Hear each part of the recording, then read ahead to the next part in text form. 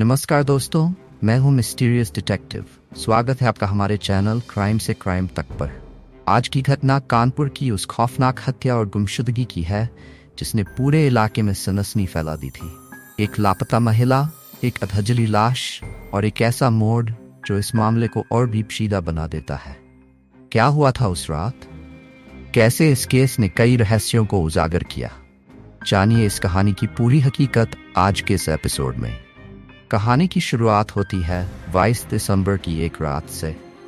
कानपुर के कौशलपुरी इलाके में रहने वाली 36 वर्षीय अंजना अचानक लापता हो जाती है। वह अपने पति सुलभ और 2 बच्चों के साथ रह रही थी।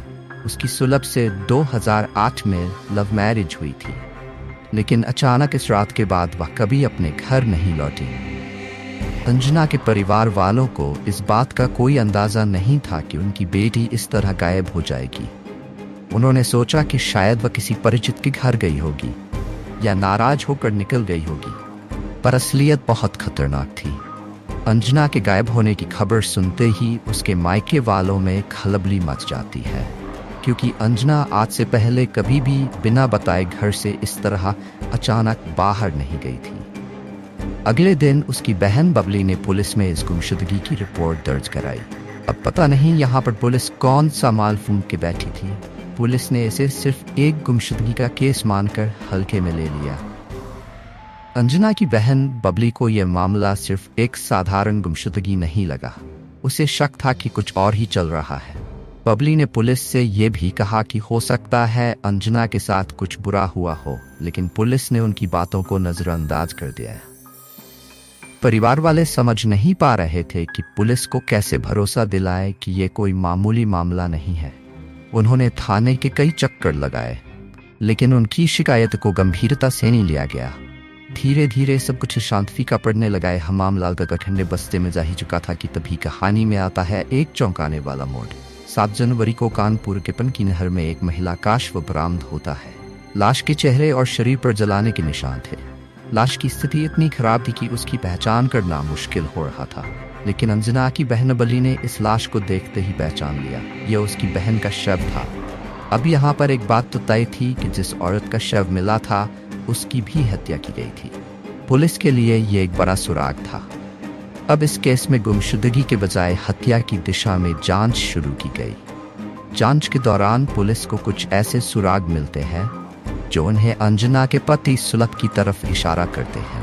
पुलिस ने सीसीटीवी फुटेज खंगाले और देखा कि 22 दिसंबर की रात सुलभ किसी बोरे में कुछ भरकर कार में ले जा रहा था।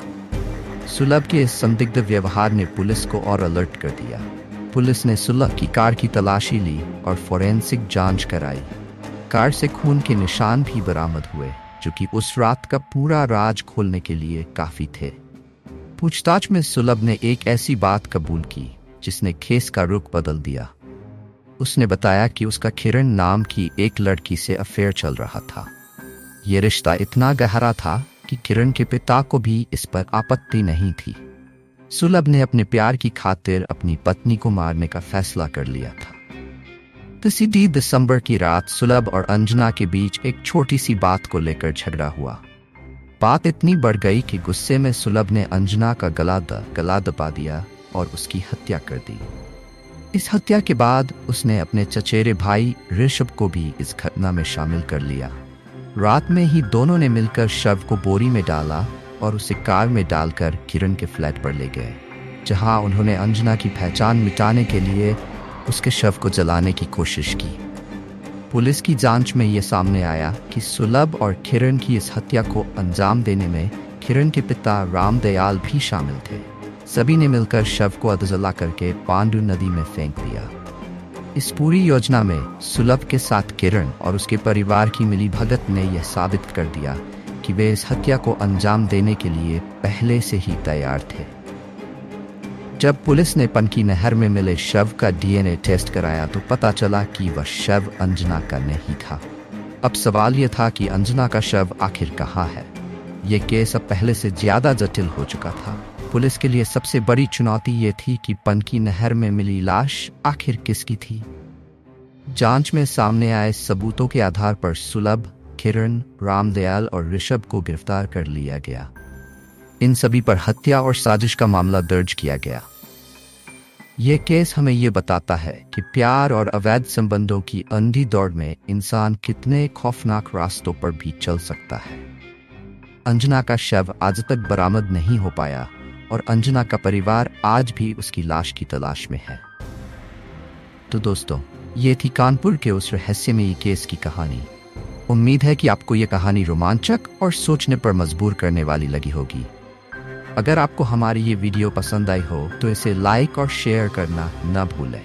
हमारे चैनल क्राइम से क्राइम तक को सब्सक्राइब करें और बेल आइकन दबाएं ताकि आप हमारी आने वाली वीडियो सबसे पहले देख पाएं।